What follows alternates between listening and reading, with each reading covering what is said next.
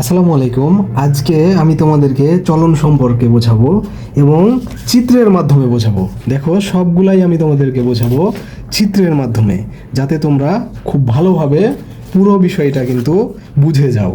হ্যাঁ, তো চলন হচ্ছে দুই প্রকার। একটা হচ্ছে সামগ্রিক চলন আর আরেকটা হচ্ছে বক্র চলন।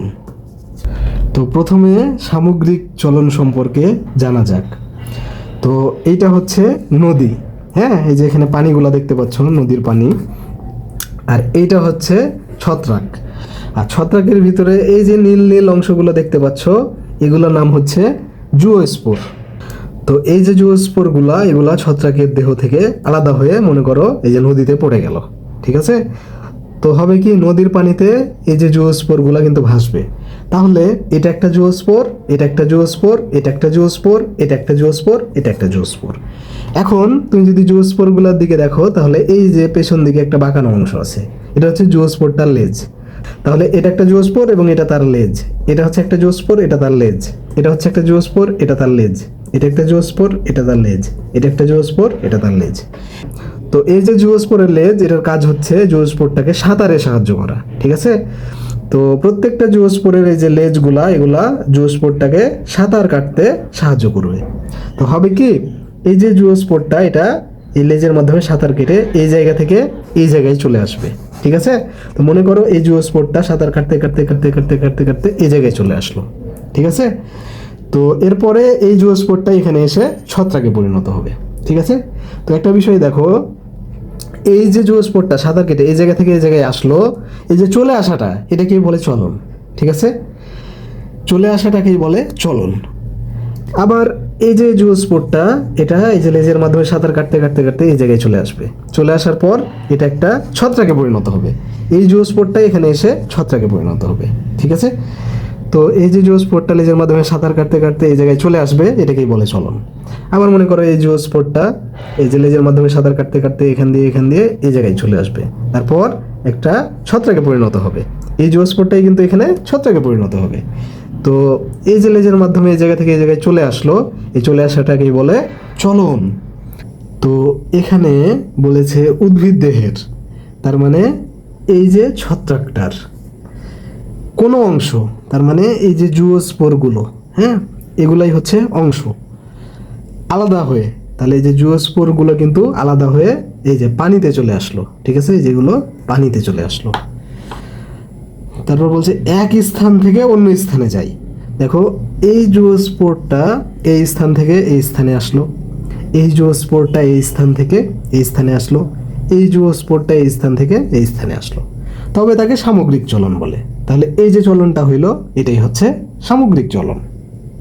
তো এটা হচ্ছে একটা ব্যাকটেরিয়া। তো এই ব্যাকটেরিয়াটার নাম হচ্ছে ইকোলাই। এই যেখানে লিখে রেখেছি ইকোলাই। তো এই ব্যাকটেরিয়াটার এই যে অংশ, এই অংশ, এই অংশ, এই অংশ, এই অংশ, এগুলার নাম হচ্ছে ফ্ল্যাজেলা। তো এই যে ফ্ল্যাজেলা, এগুলার মাধ্যমেই এই ব্যাকটেরিয়াটা চলাচল করে। ঠিক আছে? তো মনে করো এই ব্যাকটেরিয়াটা এই ফ্ল্যাজেলাগুলোর মাধ্যমে এই স্থান থেকে এই স্থানে আসলো। তাহলে তুমি যদি দেখো, এখানে বলেছে পুরো দেহ। তো এখানে দেখো ব্যাকটেরিয়াটার পুরো দেহটাই এক স্থান থেকে অন্য স্থানে গেল, মানে এই এক স্থানে ছিল, এই স্থান থেকে অন্য স্থান, মানে এখানে চলে আসলো, তবে তাকে সামগ্রিক চলন বলে।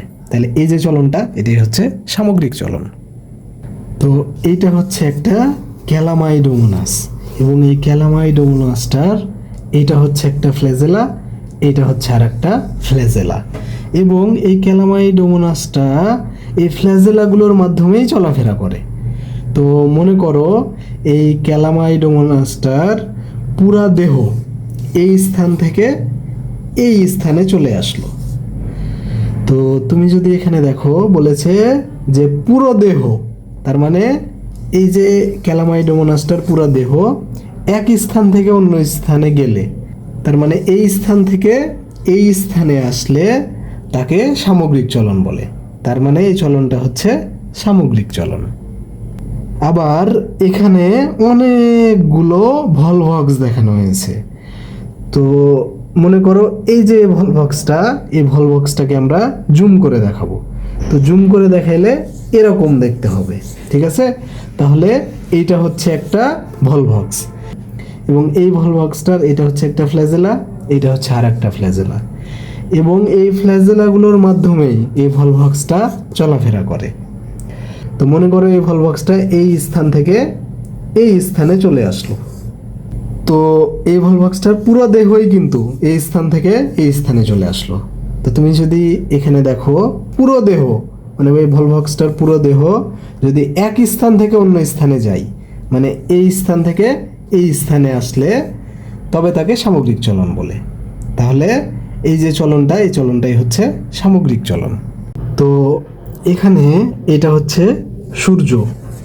তো তুমি যদি দেখো এটা হচ্ছে একটা গাছ, এবং এই গাছটা কিন্তু সূর্যের দিক বরাবরই কিন্তু বেড়ে উঠেছে, ঠিক আছে? সূর্যের দিকে, এই দিকে, এবং এই গাছটা কোনো দিকে বেঁকে যায় নাই, ঠিক আছে? কিন্তু সোজাসুজি উঠেছে।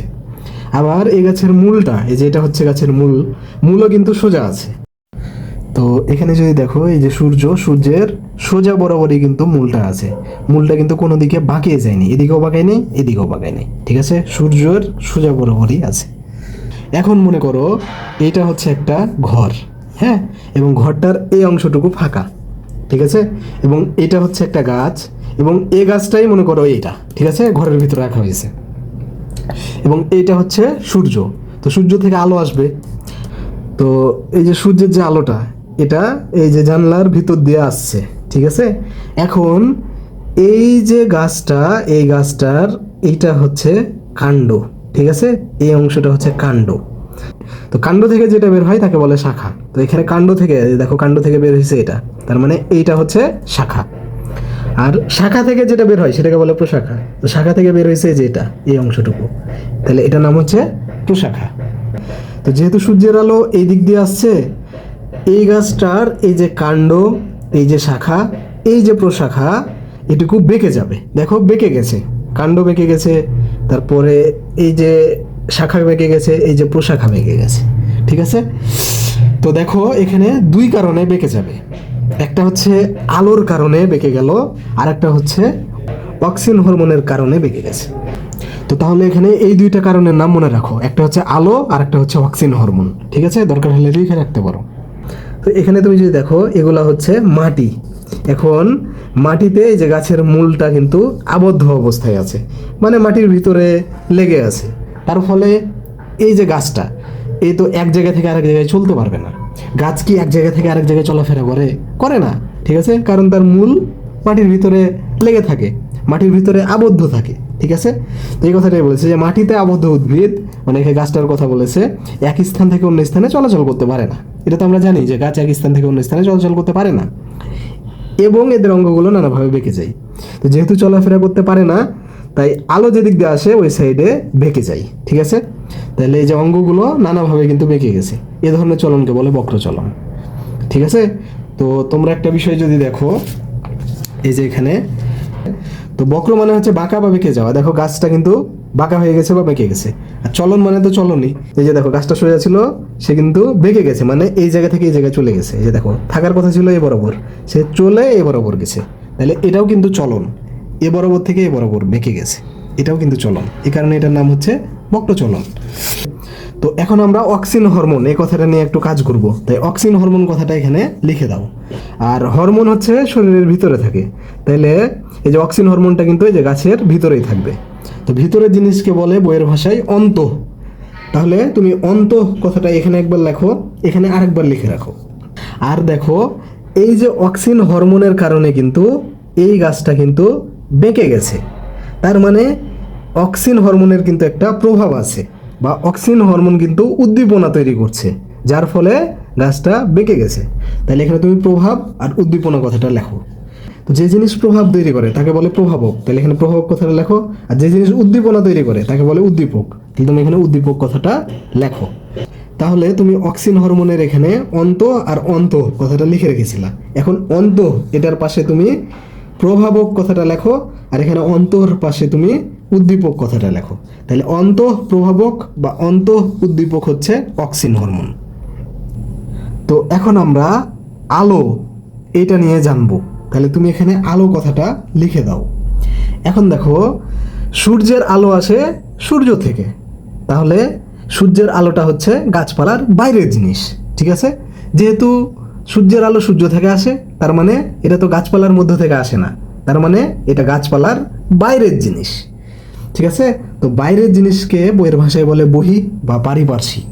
তাহলে তুমি এখানে বহি কথাটা এখানে একবার লেখো, এখানে আরেকবার লেখো বহি কথাটা। আর পারিপার্শ্বিক কথাটা এখানে একবার লেখো, এখানে আরেকবার লেখো পারিপার্শ্বিক, ঠিক আছে?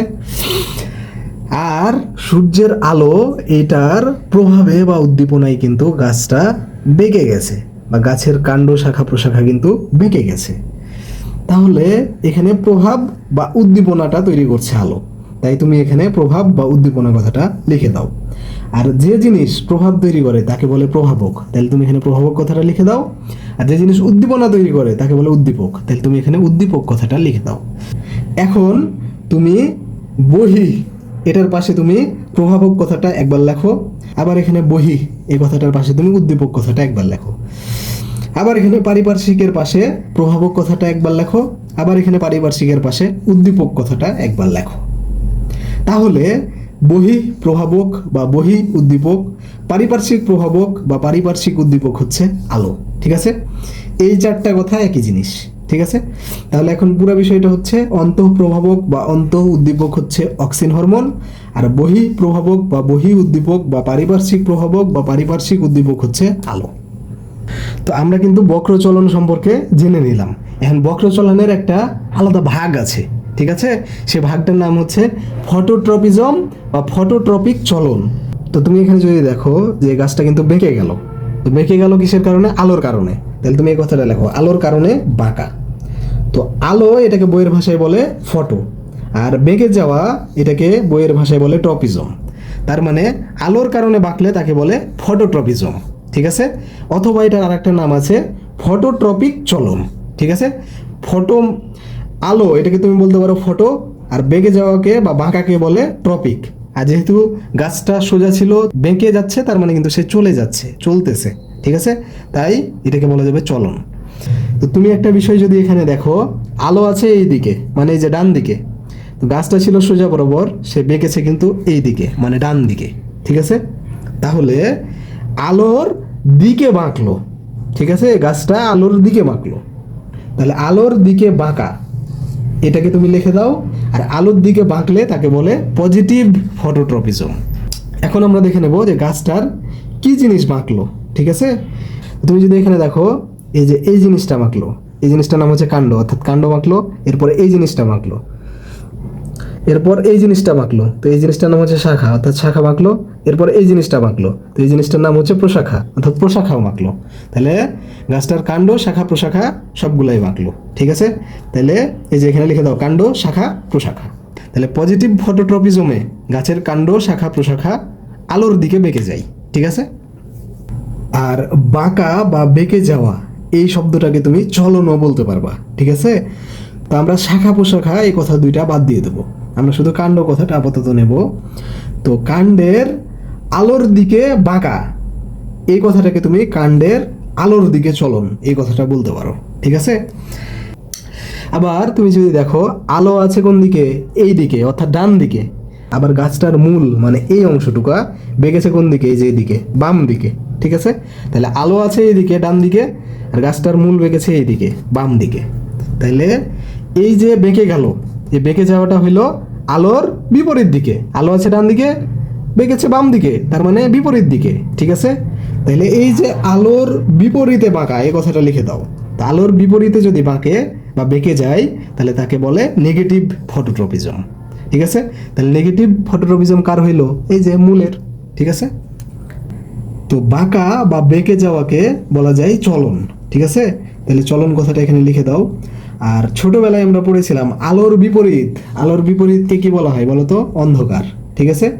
তাহলে আমরা এখানে আলোর বিপরীতে বাঁকা এই জায়গায় আমরা লিখতে পারি অন্ধকার মুখী চলন, ঠিক আছে? তো মূলের আলোর বিপরীতে বাঁকা এটার পরিবর্তে আমরা ব্যবহার করতে পারবো মূলের অন্ধকার মুখী চলন। তো তুমি যদি এখানে দেখো তাহলে এই যে লম্বা অংশটা দেখতে পাচ্ছ, এটা হচ্ছে বাঁশ। তো বাঁশের গায়ে যে পেঁচিয়ে পেঁচিয়ে পেঁচিয়ে পেঁচিয়ে যে উদ্ভিদটা উঠে গেছে উপরের দিকে, সেই উদ্ভিদটার নাম হচ্ছে আকর্ষী উদ্ভিদ। এখন দেখো, এই যে আকর্ষী উদ্ভিদটা কিন্তু পেঁচিয়ে পেঁচিয়ে উঠেছে, বা বেঁকে বেঁকে উঠেছে, বা বাঁকিয়ে বাঁকিয়ে উঠেছে। তাহলে দেখো, এই যে আকর্ষী উদ্ভিদটা, এটা কিন্তু বেঁকে গেছে, ঠিক আছে, বা পেঁচিয়ে গেছে। তো অঙ্গ যদি নানাভাবে বেঁকে যায় শব্দটা থাকে, তাহলে ওই চলনটা হচ্ছে বক্রচলন। তাহলে এখানে আকর্ষী উদ্ভিদটা কিন্তু পেঁচিয়ে গেছে বা বেঁকে গেছে, তাহলে এই যে চলনটা, এটা হচ্ছে বক্রচলন। আর এই যে আকর্ষী উদ্ভিদটা যাকে পেঁচিয়ে উঠবে বা যার শরীরের উপর দিয়ে উঠবে, তাকে বলে অবলম্বন। তাহলে এখানে আকর্ষী উদ্ভিদটা কিন্তু বাঁশের শরীর পেঁচিয়ে উঠেছে, এখানে বাঁশটা হচ্ছে অবলম্বন।